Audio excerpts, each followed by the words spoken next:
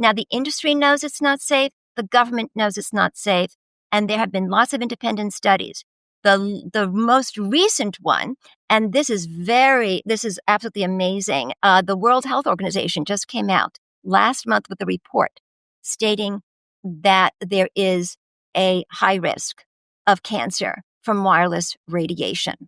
So that has already made a lot of news. And that's extremely noteworthy because the World Health Organization back in 2011 stated that wireless radiation they classified it as a class 2B carcinogen, a possible carcinogen. Well, now they're coming out with a study saying, or this review of other studies, saying that it is linked. It's a high correlation, high link to cancer.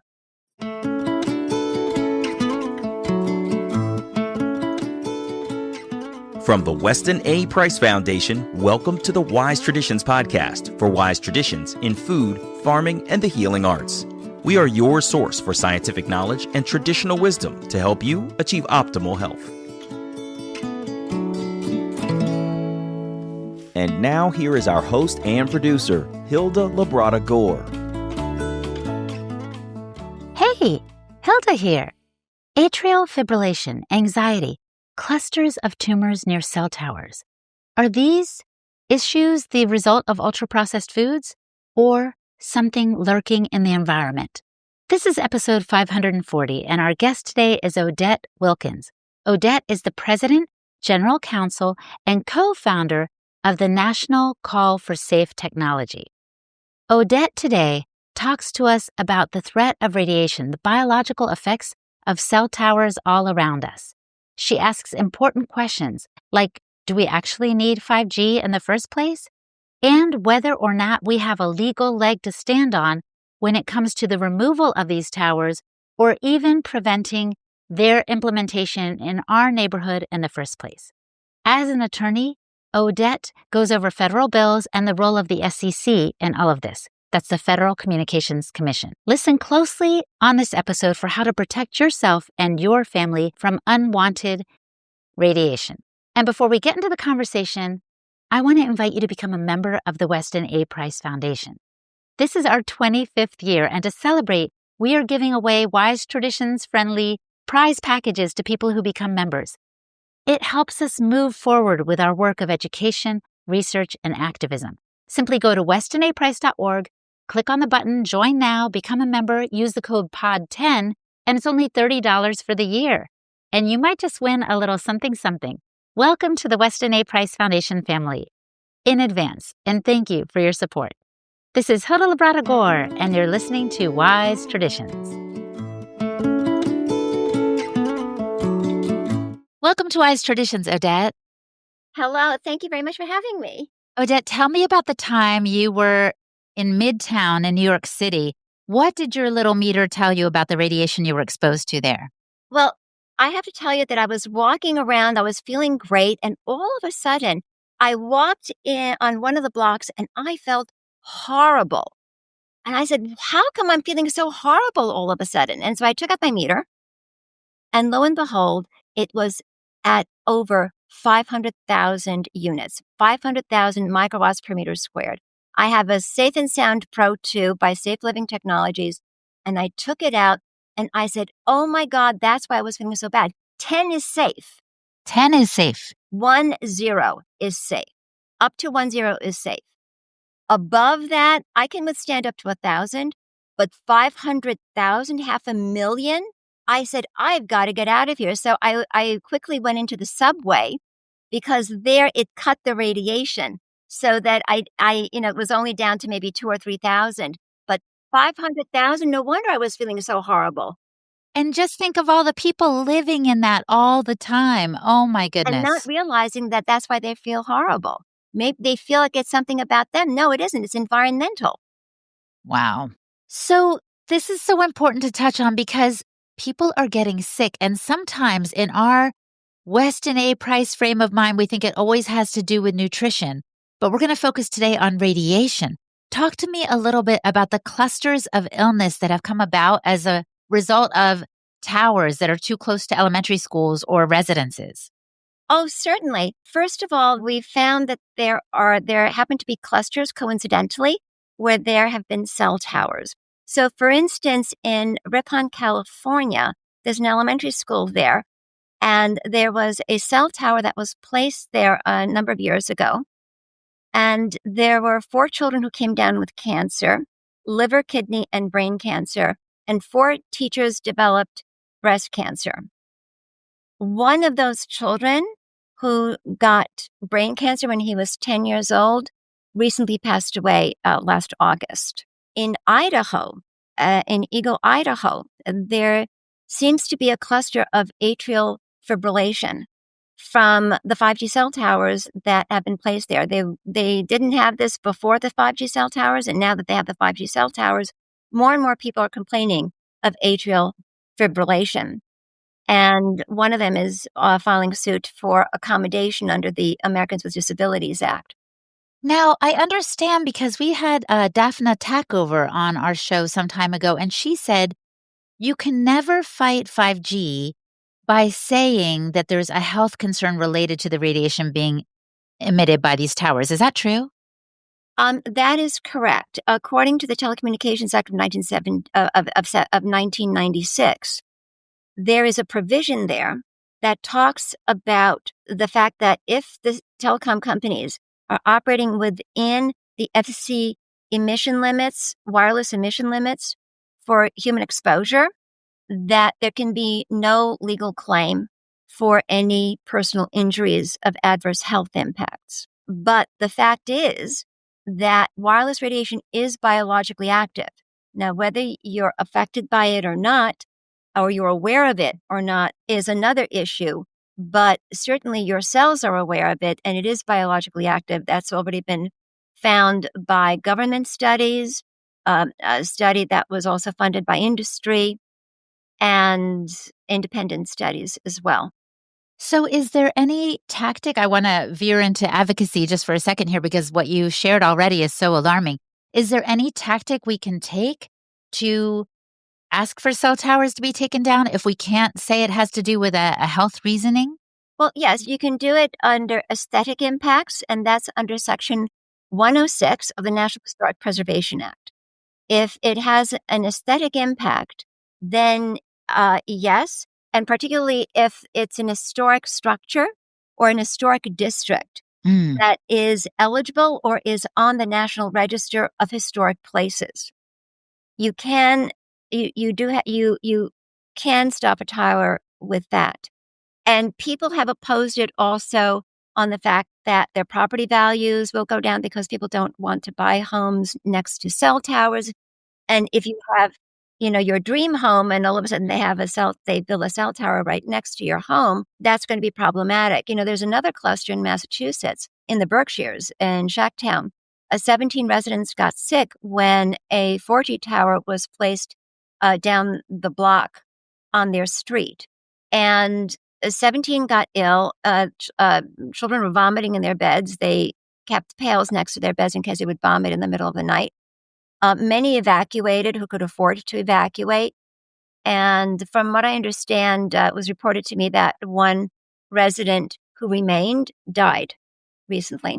This is just mind-blowing that we can fight these on the basis of aesthetics and property values going down. So appearance and money, but we don't have a leg to stand on legally when it comes to health, which seems to me a little bit similar to the situation with vaccines, how the pharmaceutical companies have no liability thanks to the 1986 act that was signed by Reagan. So this is it's kind of wild. Is there any chance that this may change this legal loophole? Well, there is now a campaign by the Children's Health Defense called 704 No More, and it has to do with Section 704 of the Telecommunications Act in order to give local communities more control over the placement of cell towers or the denial of cell towers. Because right now, the industry is telling all the local governments that their hands are tied and they can place the towers wherever they want. But that's actually not true,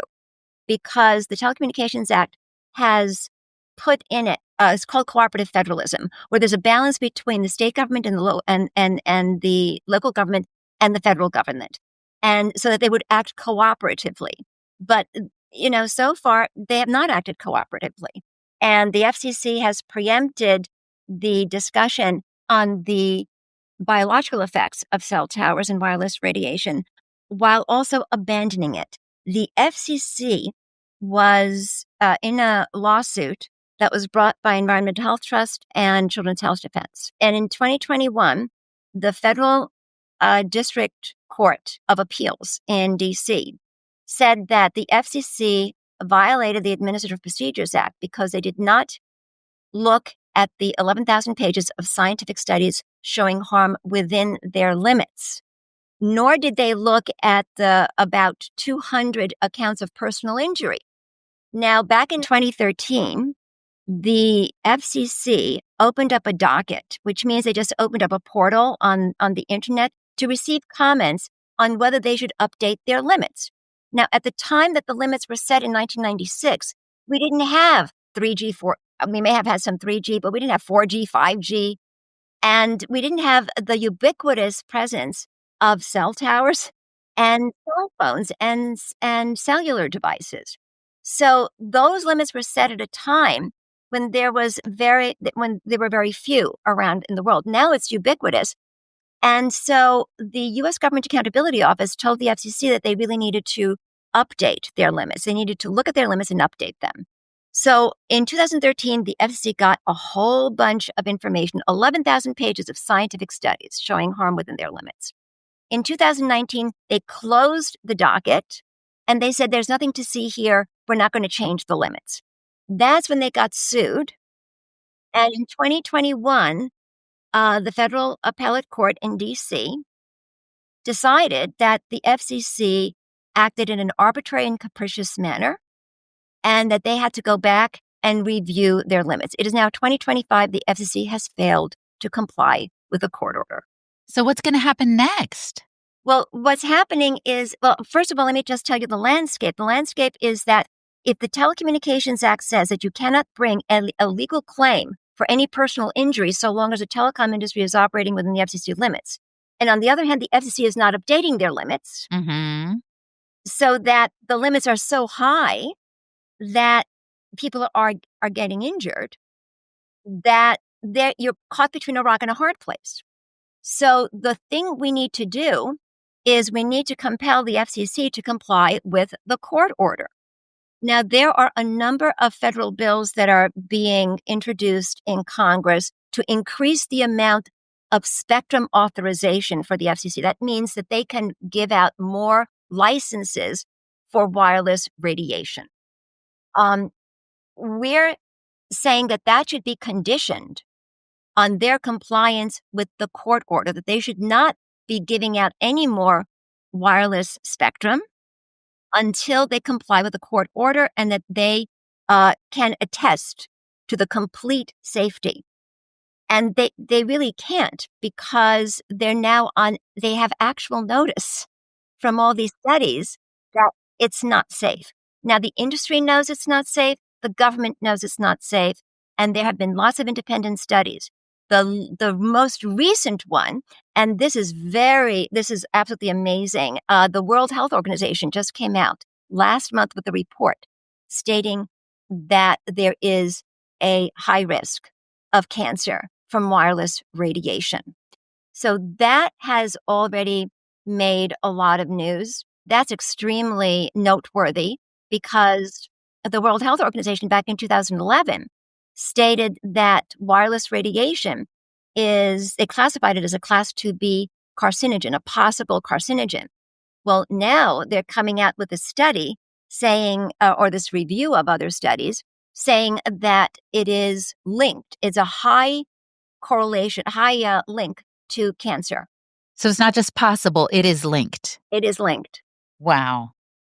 It's linked to cancer. And I'm trying to find the quote for that so I can actually show you what they've said.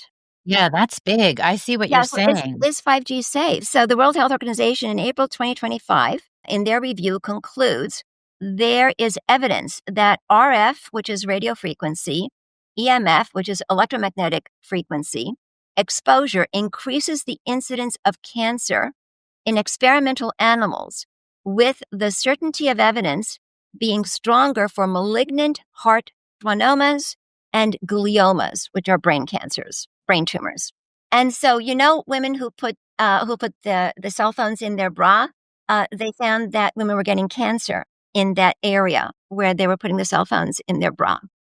And there's a new study that was published in the Fortune Journal of Health Sciences by Dr. Leonard Hardell and researcher Michael Karlberg, who reported an association between prostate cancer and exposure to radio frequency radiation emitted by cell phones. So these are not toys. These can be potentially dangerous. Absolutely. And it's amazing and groundbreaking. Like you said, it's eye-opening that WHO has acknowledged this. In the meantime, people are like, oh, who said that red meat, or processed meat might be, a carcinogenic, possibly, but this is stronger language than that. But people are not taking this seriously when it comes to radiation. Why do you think that is, Odette? Well, that's because the information isn't getting out there. And, the telecommunications industry has a lot of influence, especially with the media, just like the pharmaceutical industry has influence with the media. And they paid the advertising dollars. And so if your income depends on those advertising dollars, are you going to be publicizing information that's contrary to what your advertisers want? And no, it's a question of economics, right? So this is and the other thing is that wireless is nowhere near as good as wired connectivity. Wireless is great for mobility. When you're moving around, and a 4G tower can go anywhere from 9 to 20 miles. So you can put it far away from people. Nobody gets hurt. Everybody gets connectivity. That's great. That's a responsible deployment of wireless telecommunications infrastructure. What's not responsible is having them 5 feet or 10 feet outside of your bedroom, or your child's bedroom. So that is something that is that's important to keep in mind. Right. So let's talk about that, because you mentioned earlier that these towers are much more ubiquitous now than they were, say, 10, 15 years ago. Talk to us about how many towers are in our urban and suburban settings, if you know any data on that. Well, there's lots in the thousands in a lot of different settings. And I'm in New York City, so we've got tens of thousands in very small locations. I would recommend that people look up under antenna search. Mm-hmm. And there you can type your zip code or your location, and then it will show you, I believe, in a 3-mile radius. That's right. The cell towers and antennas that are around and who owns those cell towers and antennas. So you can see whether you're living in an area that has lots of them or a few of them. Yes. Oh my gosh. So I have a quick story to tell. Years ago, my husband and I were looking around to move outside of the city. And I remember we went to one house and we looked it up on antennasearch.com and found there were, let's say, 6 towers in the area. And I was like, oh, that's too many. We got home and I put in our personal address, our current address at the time, and it said 22. But now, Odette, this was years ago. Now it's hundreds. It's hundreds. I feel like we're all being targeted. So apart from moving, do you have any suggestions to mitigate the effects of this radiation?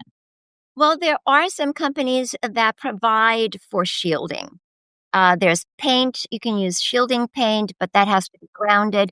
You really have to get a professional who knows what they're doing, because it can either make it better or it can make it worse. Coming up, Odette tells us the best thing to do to protect ourselves from this radiation. And she also asks and answers a very important question.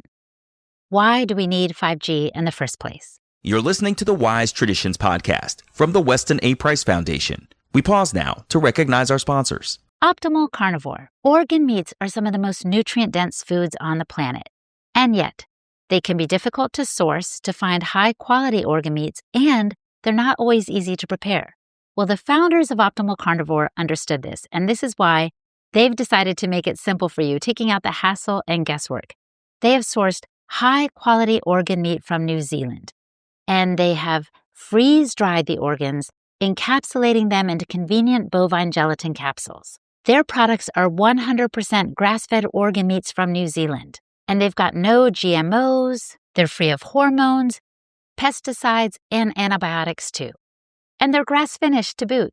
And since Optimal Carnivore knows that our ancestors would have eaten the whole animal nose to tail, they've created a unique blend of different organs, and it's a powerful combination that includes beef liver, brain, thymus, heart, kidney, spleen, pancreas, lung, and gallbladder. It's a real nose-to-tail solution. Each organ contains its own unique benefits and nutritional profile and provides a wonderful range of nutrients that support all of the functions of the body.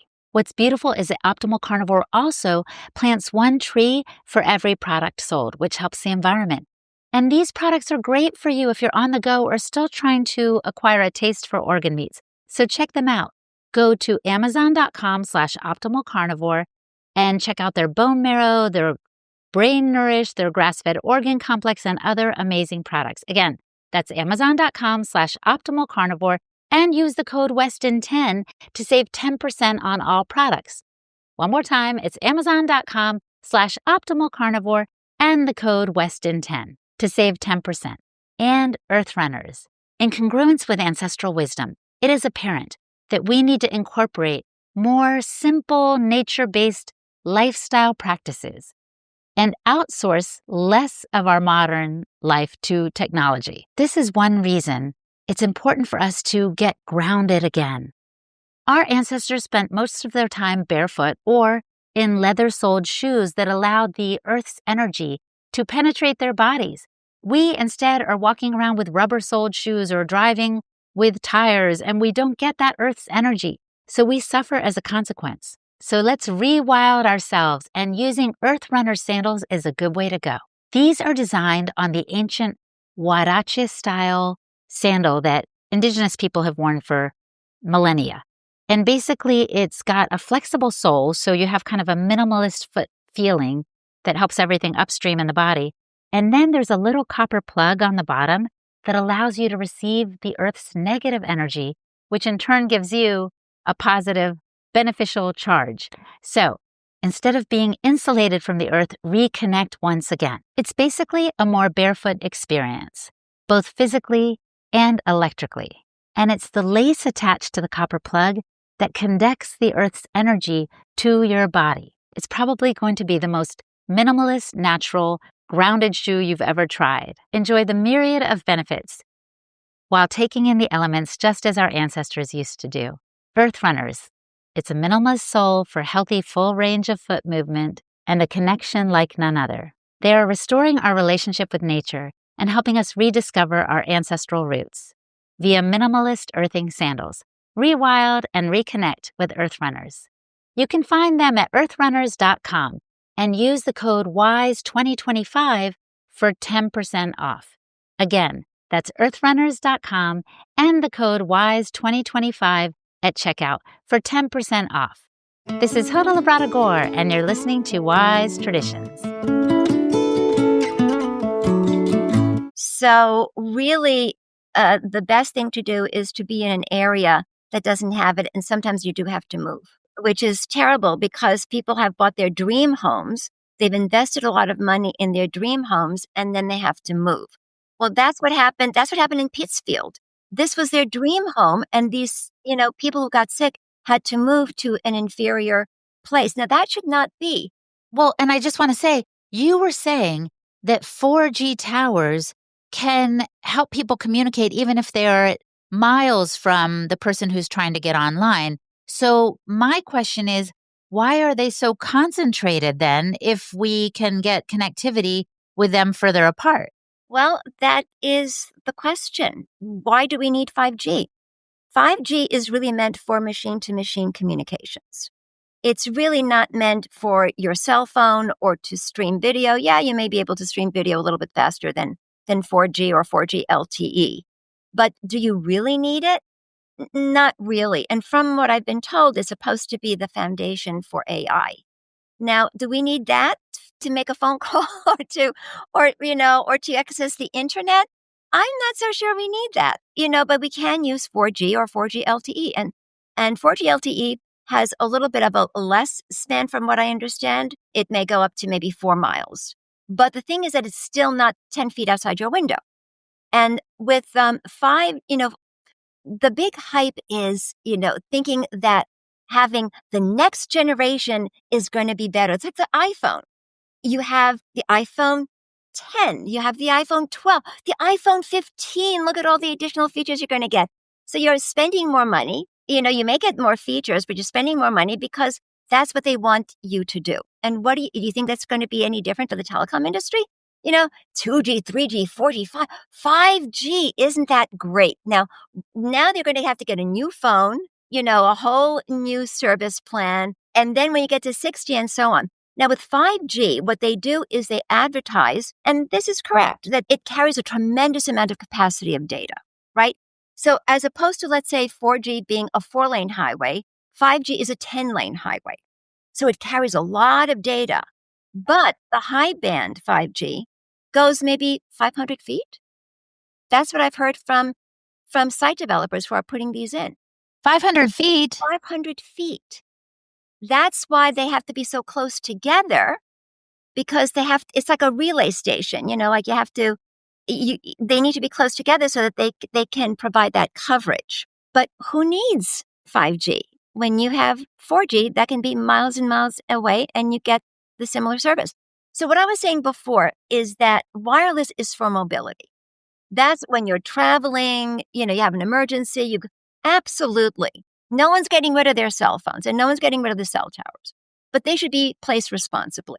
But the wired connectivity, whether it's, cable and fiber, you don't get the radiation. You don't get the radiation, you get faster speeds. With fiber, you get symmetrical speeds.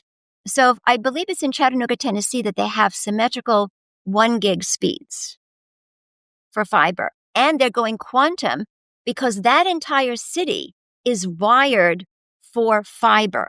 I believe it's 600 square miles wired for fiber. They have the fastest internet in the United States and one of the fastest internet in the world. Okay, hold on one second, because all the commercials make it seem that the higher, if it's 5G, 6G, 7G, like we're going to have the quickest downloads ever. And you're telling me that if we are connected through fiber, it's actually more secure and more consistent and more quick. Exactly. That's correct. And now if there's going to be telemedicine, I personally would not go with wireless. I would want a wired connection. Because if they're doing surgery or anything like that, I don't want a cellular outage to interrupt that surgery, okay? And when there was a cellular outage back in California, I believe it was sometime last year, and in other parts of the country, I've read that there were, like 70,000 to maybe a couple of million people lacked coverage and could not even make a 911 call.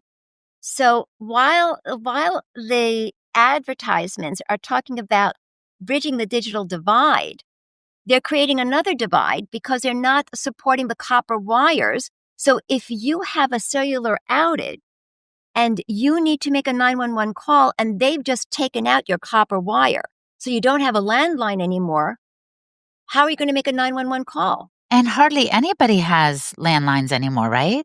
Well, some people do, but the industry is not supporting copper wires anymore. So there's no redundancy in the event that the cellular equipment goes down.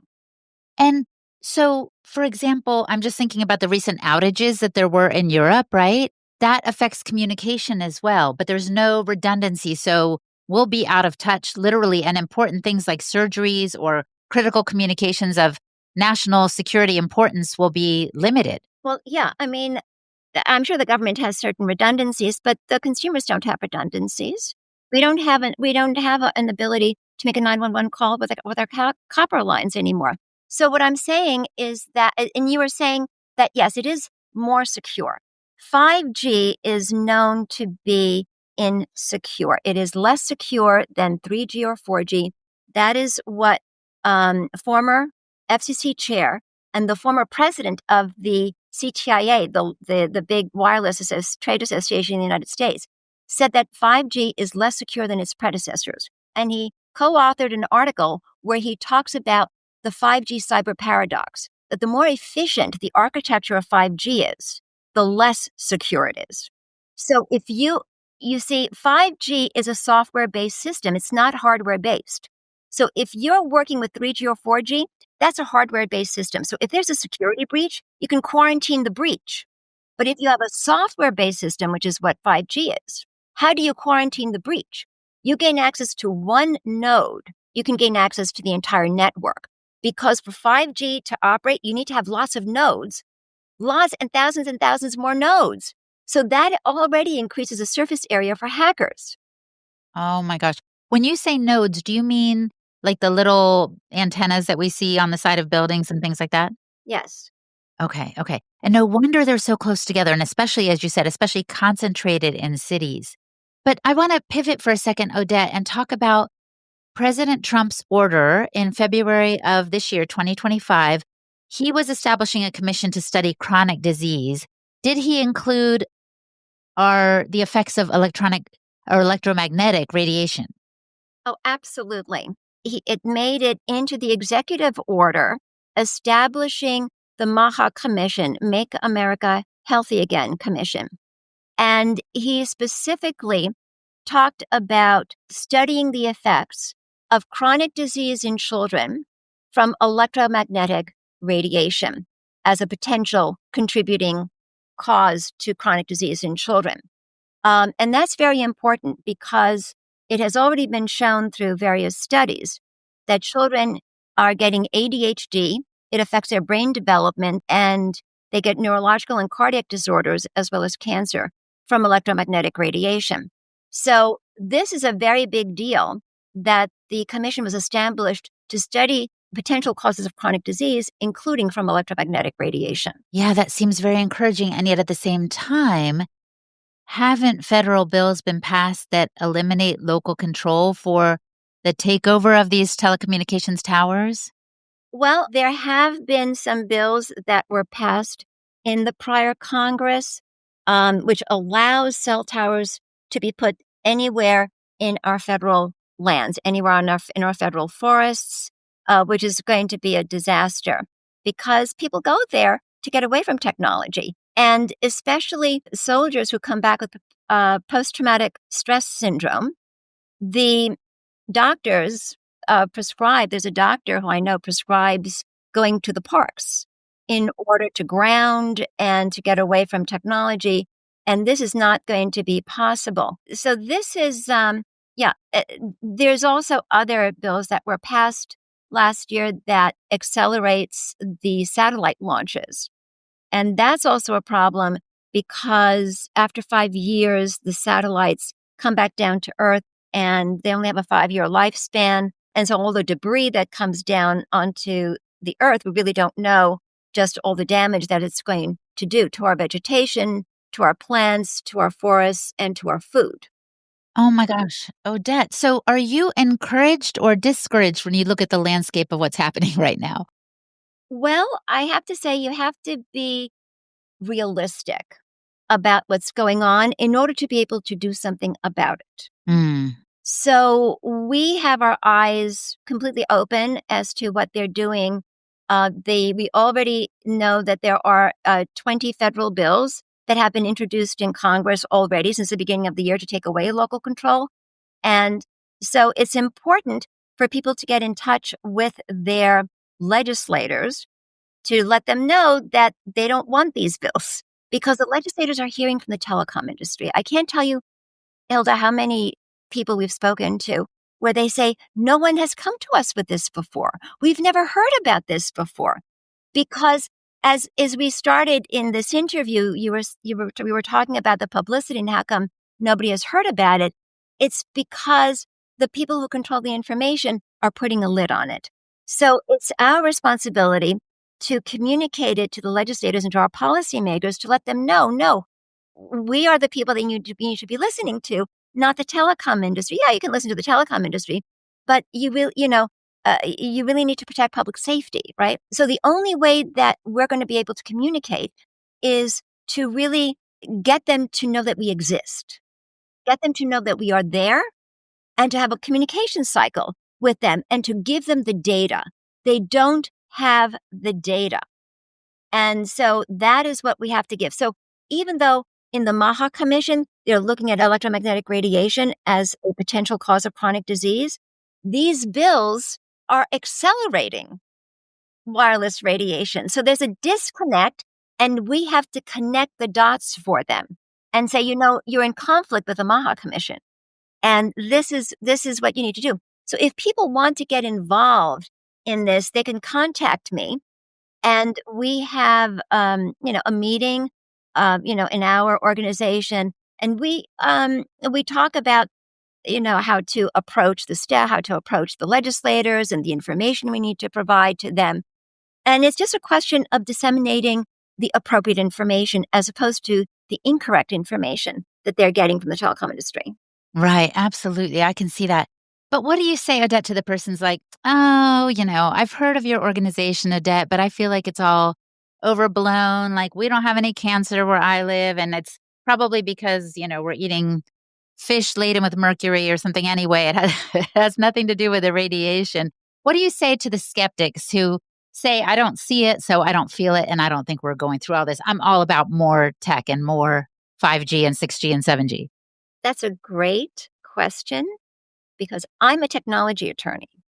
Okay, I've represented technology companies, financial companies, entertainment companies, and I've done those technology agreements. So I have been doing technology transactions for over 20 years. I was working at the law firm, and then I was working as assistant general counsel and also as senior director and as contract attorney. And I have to tell you that I didn't really think about this. My friend was saying, oh, you have to be careful. And I went, yeah, okay, fine. And then one day I woke up in the middle of the night and I lost the hearing in my right ear permanently. And I attribute that to a smart meter, that it has wireless radiation, and they usually communicate around 3:00 in the morning. Well, around 4:30 is when I woke up with no hearing. I don't have any more hearing in my right ear. And then I was exposed to wireless radiation, and I got into tachycardia, super tachycardia, heart arrhythmia, and other injuries and neurological injuries. And I thought, oh my God, and I still didn't know what it was until I started doing a deep dive into this unrelated to my physical stuff. And I have no underlying conditions. But this was happening to me, and I'm a technology attorney, and I've represented some of the largest multinational corporations in the world, and I'm sure you will have heard of their names. And so I thought, technology is great. It's supposed to help people. Well, I then did a deep dive into 5G just because I'm interested in technology, and oh my God, that's when I found out all of the biological effects that wireless radiation has. And I said, oh my God. And then I went down a path. I had to go through therapy in order to help me with the injuries that I received. I'm fine now, but now I know what happened, and I knew how to remedy it. But my doctor didn't know how to remedy it. He didn't know what I had. I didn't know what I had. Nobody knew what I had, and I had to do it by trial and error, figuring out how to make myself better. And I have a very nutritious diet. It has nothing to do with nutrition. I mean, obviously, having a nutritious diet helps you overcome things more quickly, right? Yes, so if yes. you're very healthy diet, that's great. But if you are hit with wireless radiation, it doesn't matter what your diet is, you will get injured. So in any event, I found the way out.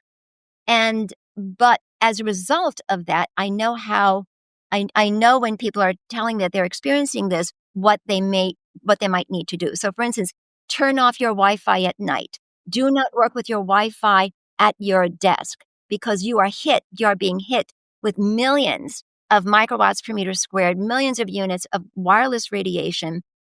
And so I make sure that I am away from all of these things. And I also have a meter that I use. It's Safe Living Technologies, and it's called the Safe and Sound Pro 2.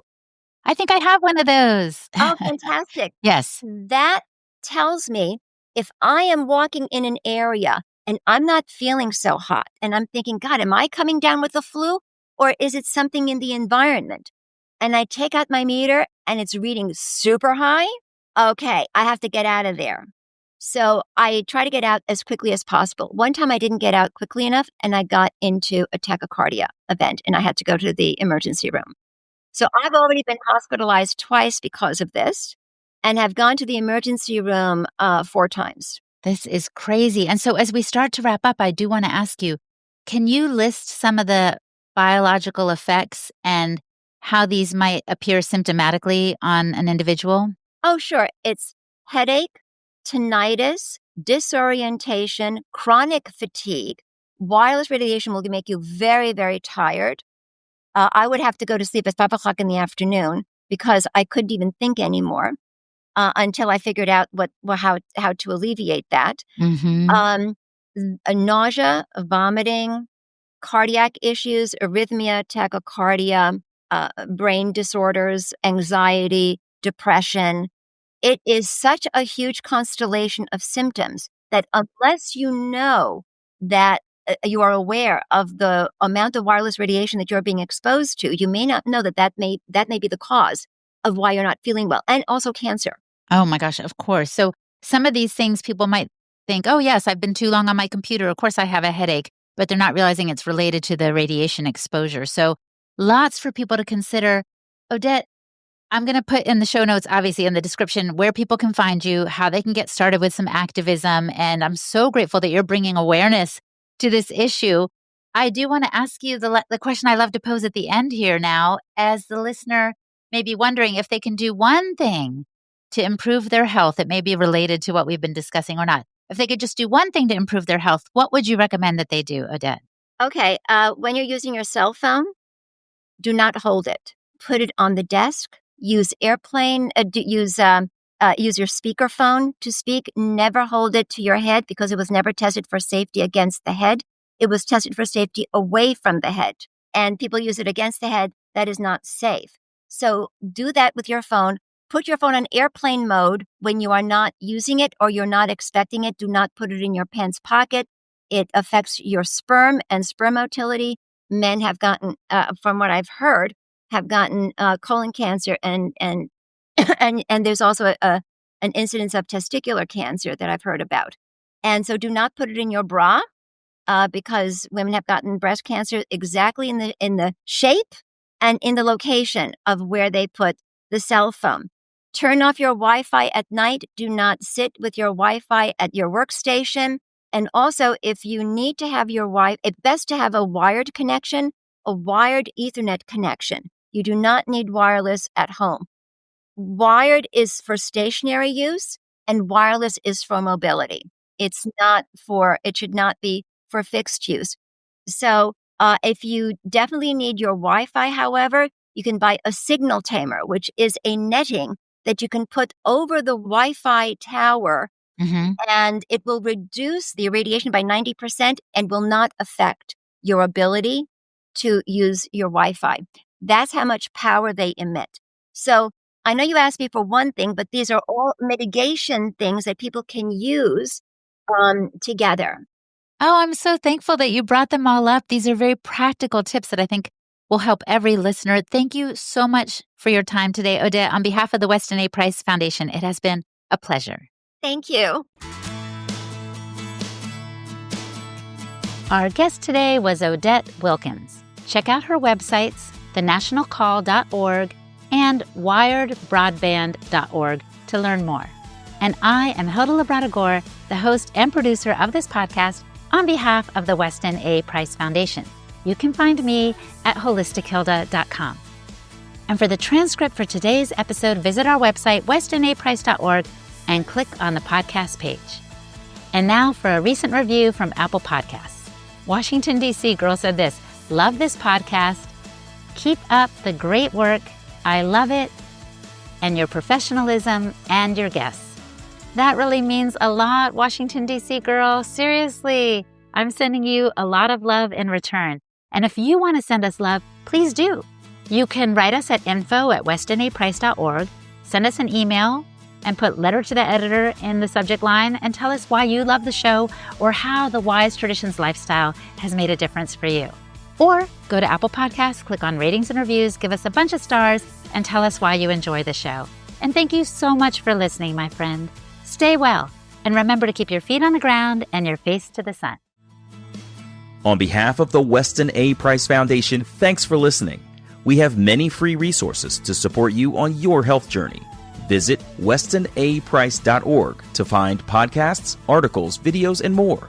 You can also find a local chapter near you for help in finding sources of great food. We invite you to support the Foundation's mission of education, research, and activism by becoming a member. Thanks again, and take care. Wise Traditions is a project of the Weston A. Price Foundation for wise traditions in food, farming, and the healing arts. The content on this podcast is provided for informational purposes only and is not intended to substitute for the advice provided by your doctor or other healthcare professional. It is not intended to be, nor does it constitute healthcare or medical advice.